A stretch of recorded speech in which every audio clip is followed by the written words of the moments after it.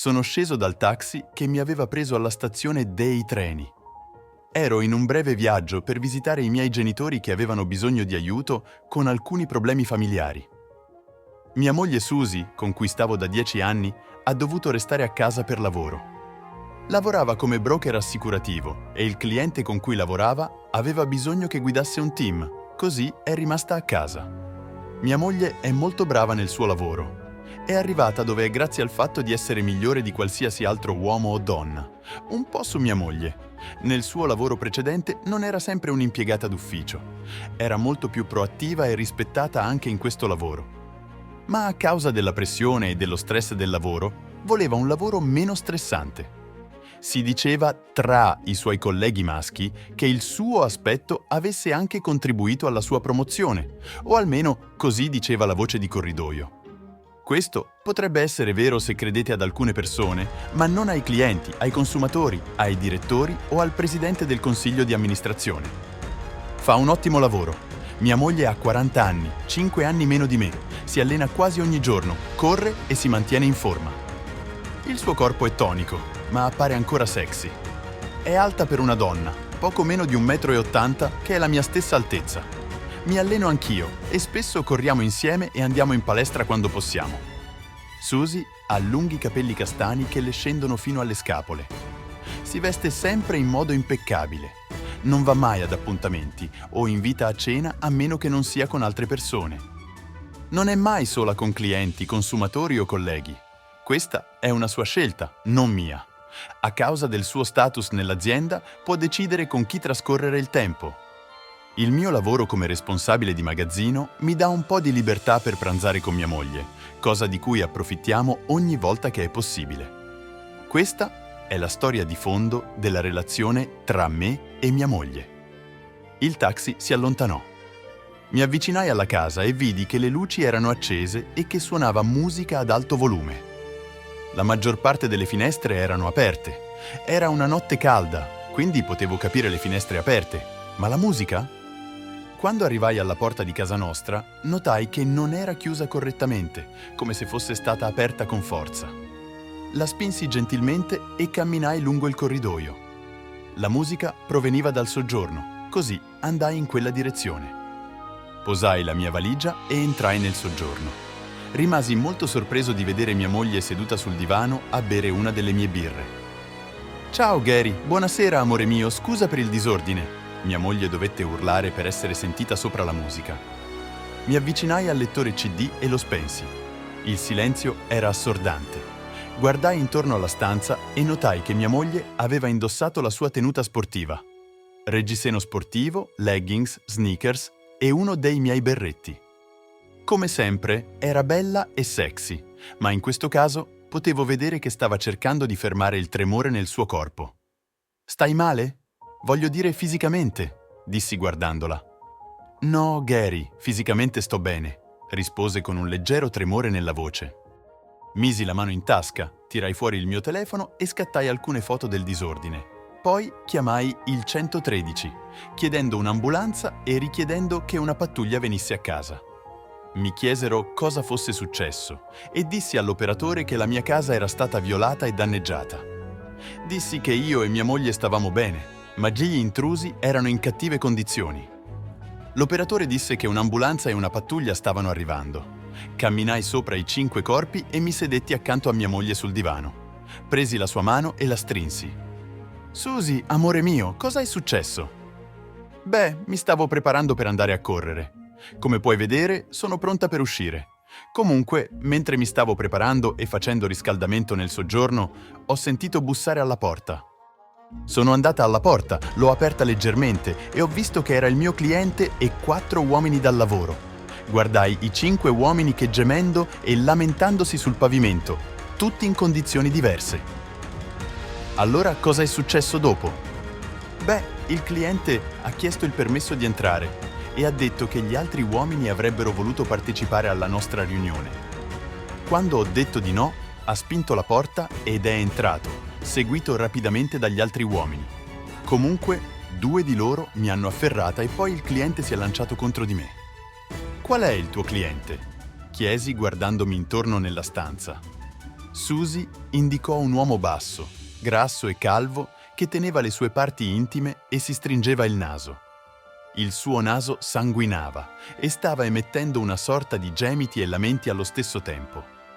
Ci guardò me e mia moglie con quella che può essere descritta solo come paura. «Gli altri lavorano con te?» dissi, indicando il resto degli uomini. Tutti loro stavano gemendo silenziosamente. Tutti avevano varie contusioni facciali. Si sarebbero svegliati domani con facce gonfie e apparentemente non sarebbero stati in grado di camminare dritti per un po'. Sì, esatto. Andrò a incontrare il presidente appena posso per denunciare questi e chiedergli di licenziarli per cattiva condotta. Susie si appoggiò a me e chiuse brevemente gli occhi. Mi dispiace, le cose sono sfuggite di mano. Ho iniziato e non potevo fermarmi. Pensavo di aver superato tutto questo, ma a quanto pare no, sospirò mentre sentivamo l'ululato di una sirena in avvicinamento. Immagino che dovrei parlare con la polizia. Ci alzammo entrambi dal divano e andammo verso la porta d'ingresso, aprendola proprio mentre i paramedici e la polizia si avvicinavano. Indirizzammo i paramedici verso gli uomini sdraiati sul pavimento e poi Susie si avvicinò ai 2 agenti di polizia. La guardarono, ovviamente valutandola, e apprezzarono ciò che videro. Poi aspettarono che 2 paramedici uscissero e annunciassero che avevano bisogno di aiuto. Chiamarono via radio altre 2 ambulanze. Uno degli agenti entrò e guardò intorno, vedendo gli uomini sdraiati sul pavimento e il disordine causato dalla lotta.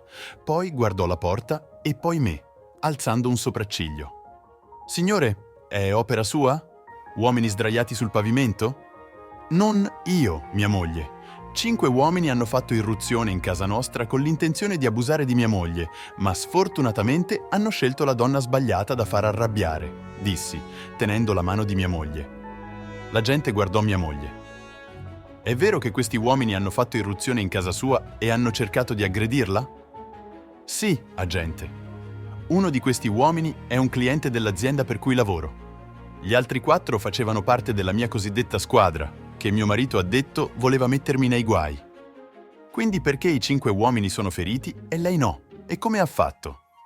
«Agente, tirerò fuori il mio portafoglio ora e le darò un biglietto con un numero sopra.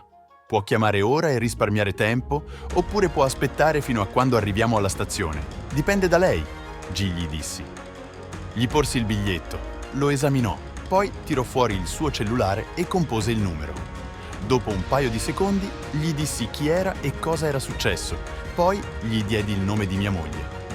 Ascoltò attentamente per alcuni secondi, poi disse grazie e arrivederci. Mi restituì il biglietto e si avvicinò al suo collega. Parlò brevemente con lui, poi entrò e tirò fuori un cliente che si stava ancora stringendo il naso. «Mi dispiace, signora Smith. Quest'uomo apparentemente è caduto e ha sbattuto il naso sul pavimento. Gli altri uomini hanno detto la stessa cosa. Quando arriveranno gli altri paramedici, li medicheremo e li arresteremo».